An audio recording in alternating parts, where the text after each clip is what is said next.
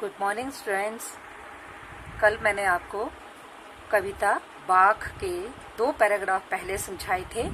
आज ललित जी के द्वारा पढ़ाया गया तीसरे अनुच्छेद की व्याख्या समझा रही हूँ। आई सीधी राह से गई न सीधी राह। संत कवित्री, कश्मीरी भाषा के संत कवित्री ललित जी कहते हैं कि मैं इस संसार में सदकर्म करने के लिए आई थी। अर्थात जब मेरा जन्म हुआ तो मैं इस संसार में सीधी राह पर चलने के लिए आई थी। सीधी राह, अच्छे काम। गई न सीधी राह से, अर्थात इस संसार के मोह माया में पड़कर मैं सीधी राह पर ना चल पाई। अर्थात इस संसार के मोह माया में पड़कर मैंने गलत कार्यों को अपनाकर अपने अच्छे कार्यों को भूल गई। सूक्ष्म सेतु पर खड़ी थी। सूक्ष्म सेतु, सूक्ष्म एक प्रकार की नाड़ी जो हमारी नाक के मध्य में होती है। सेतु होता है पुल। मैं उस सूक्ष्म रूपी पुल पर खड़ी रही। बीत गया दिन, और सारा दिन मेरा ऐसे ही बीत गया। अर्थात मैंने इस संसार में आकर जो हठ योग का जो रास्ता दिखाया था उसे मैं अज्ञानवश उस मार्ग पर पूरी तरह नहीं चल पाई। अर्थात इस संसार के मोह माया में मैं सब कुछ उलझकर भूल गई। जेब टटोली कोड़ी ना पाई। टटोलना, खोजना। जेब टटोली, जेब टटोलने का मतलब होता है कि आपने आत्मा के अंदर खोजना अपने आत्मा के अंदर मैंने क्या प्राप्त किया। कोड़ी ना पाई, अर्थात जब मैंने अपने आत्मलोचन किया, अपने आत्मा के अंदर खोजने का काम किया, ईश्वर को खोजने का काम किया, तो कोड़ी ना पाई। कोड़ी मतलब कुछ भी प्राप्त ना होना।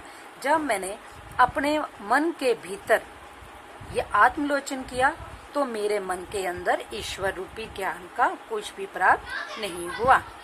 माजी को दूं क्या उतराई। माजी मैंने ईश्वर, गुरु।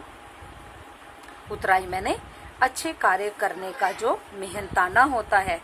अर्थात जब मैंने इस संसार को पार करने के लिए अपने आत्मलोचन किया, अपने आत्मा को मैंने खोजा, तो ईश्वर को देने के लिए मेरे पास कुछ भी नहीं था।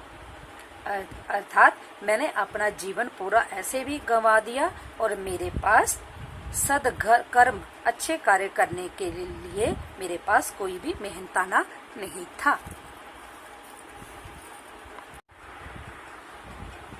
चौथे अनुच्छेद में कवित्री कहती है कि थल थल में बसता है शिव ही।